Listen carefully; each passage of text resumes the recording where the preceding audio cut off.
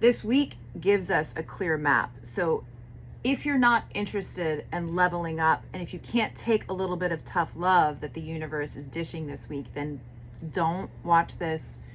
Get off now. So Mercury at the end of the week is going to be going retrograde. So the last 3 weeks of events, communications, they're all back up for review. This is important because if you guys have been following me, you know that we are working with letting go of these old identities and masks and roles that we've been playing because we think it's going to get us what we want. The core of this is that what we want is actually changing. We're understanding that there was some inherited beliefs about what our desires should be, inherited beliefs about what our purpose should be. But we have been given an opportunity over the last 5 years to really redefine that and to follow our bliss. As Mercury's going retrograde, there's a really beautiful aspect between Venus. Again, we have the support of the planet that embodies the frequency of creativity, of beauty, of friendship, and of love. So we have the support, and it's going to allow this process of shedding and reevaluating to be much more gentle, actually pleasurable, if that's your intention. So I want to encourage you guys to hold that intention. Not all work has to be difficult. And when we're looking at ourselves and wanting to improve ourselves, having this benevolent influence to really allow that work and that discovery to be artistic, to be creative, that's what we have going for us this week. Now, at the end of the week, we're also building to a very potent alignment between Mars and Ketu, or the South Node, which is also called the tail of the dragon. Imagine, just think of like the imagery. Mars, the planet of war, aggression. It's also action and energy, is conjunct a tail of the dragon. It harkens us back to past lives, perhaps all the way back, but also our past conditioning, our past patterns. So you see, the cosmic weather is aligning to help you from several different directions to release past conditioning, release unconscious habits that you've inherited from family, from ancestry, from racial groups or religious groups, to really find what is your individual voice. This Mercury retrograde is in the sign of Leo in Western astrology, which means we're really reevaluating and rediscovering what is our voice. How do we express ourselves? Where are we creative? It is a great time to do meditations to go into your inner child, inner children. I mean, when I was doing my first inner child work, I was like, what are we talking about, inner child? There's so many parts of myself in my childhood that were frozen through abuse and neglect and loss and grief. I had so many parts of myself to reclaim. This is a great time to do that. When we help our inner children work through whatever it was they were going through, where the adults didn't help us at that time, we become that mother and father, and we allow that child to soften, and it changes our vibration.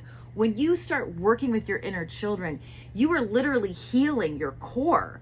When that is healed, all of this life force energy comes forth that you have access to. That leads to inspiration. That leads to higher vibrational relationships because your frequency is going to be higher, meaning you're going to be attracting more quality people who reflect that frequency. Another part of this Mars tail of the dragon conjunction is that it's really going to pinpoint a sort of codependence where we want to fix things, we want to fix people, and sometimes we fall into that role of fixer, savior in our relationships to actually distract ourselves from the work that we need to be doing, probably on our wounded inner children. So we enter into these relationships with people who are collapsed, and we have a project, right? If we can make them rise up, if we can help them heal their wounds, then ... This does not work, right? Other people's wounds are not our responsibility. Of course, we have empathy, we have sympathy, but our wounds are our responsibility. And when you're trying to take care of someone else and fix their shit, you are neglecting your own. And oftentimes, you've attracted someone that's actually mirroring your issues. So that's something to look for in your friendships. That's something to look for in your familiar relationships, and certainly to look for in romantic relationships. Now, the other part of this is a hypercritical nature. Hypercritical nature, where we are criticizing strangers or people in our lives basically behind their back, or sometimes to their face. The nitpicking, that can happen, right? The nagging, right? Which is, again, distracting from a deeper issue within a relationship. But the criticism, you guys, that we place on other people, especially people we don't know, it's easier to criticize people we don't know. We think we have, the distance gives us this right. But in actuality, we're criticizing people because we're insecure.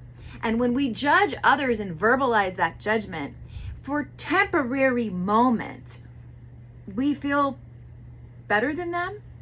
But that is an illusion. And if you are working on yourself, then you know that even if you're having those thoughts, there may be a temporary high, but after it comes shame and guilt. And shame is the lowest frequency we can experience as human beings. So this hypercritical nature, it's something to be aware of right now, because it's also something you've inherited. That's not natural in us. It's something, we bond by gossiping. We bond by talking shit about other people. And I'm speaking about Western culture because that's where I was raised, right? But that's not really true bonding. If you are going, I always told my mom this, she is a Virgo, and all of this is going on in the sign of Virgo in Western astrology. We've said, Mom, if you're gonna say something critical, you have to say something right after it that's positive. So if you find yourself doing this, it is not an invitation to beat yourself up and be like, oh God, I'm such a, whatever. It's a moment to say, okay, here's this Mercury retrograde. I get to reconstruct how I give my constructive criticism to my children, my partner, my coworkers. This is what this Mercury retrograde is for. It's all in alignment. You get to invent, reinvent how you express yourself when you feel like something has to change. But remember, that only really lands if you're doing the work on yourself. Nobody likes unsolicited advice. So wait until you're asked. And with this Mercury retrograde, how we're reevaluating how we express from our heart, if you do that work, people are going to feel that frequency and they will ask for your opinion. And then you get to be a benevolent teacher or a voluntary critic, right?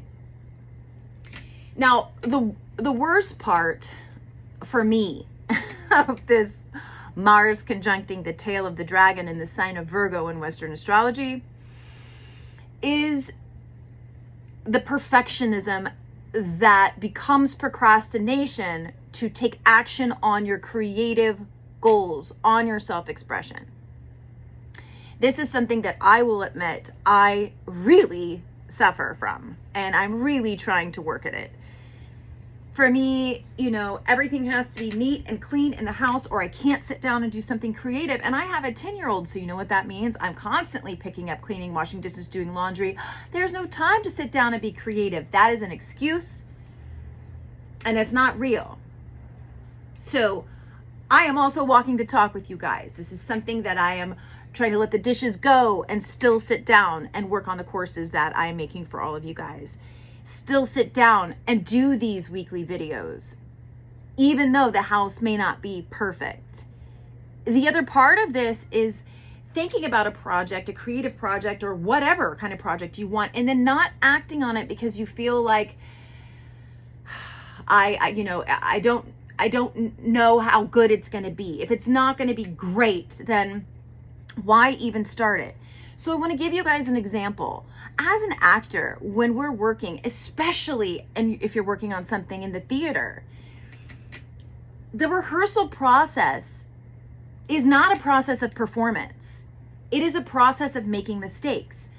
A theatrical performance that you see on stage, whether it's a musical or a play, it is built from an actor trying choice after choice and that choice not working. And then maybe a choice does work.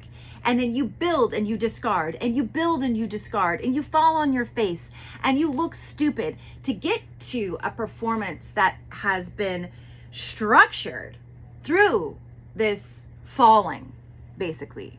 This is the crux, actually, of all creative process. Writing is actually editing, right? I was just talking with a screenwriter who was like, the process is I do a draft, I give it to my partner, they edit that draft, add things and give it back to me, then I edit that draft. It is constantly throwing out and piecing back together. So don't let perfectionism stop you, because there's no such thing. This Mars conjuncting the dragon's tail in the sign of Virgo puts a spotlight on where we allow perfectionism to stop us from taking action. I'm now going to head over to Patreon and I'm going to get deeper into this. We are going to get into what is our animal ally and plant ally and mineral ally for the week, and just get deeper into these topics because they're quite juicy. Please join us over there, patreon.com/thegoodwoo. If you're watching this on YouTube, please subscribe and hit the bell. If you hit the bell, you will get these videos whenever they come out. If you're watching on Instagram, please give me a like and make a comment down below. This helps this video get out to more people, and that's what we want. Thank you guys so much for joining me today. This was the Weekly Woo. I'll see you next week.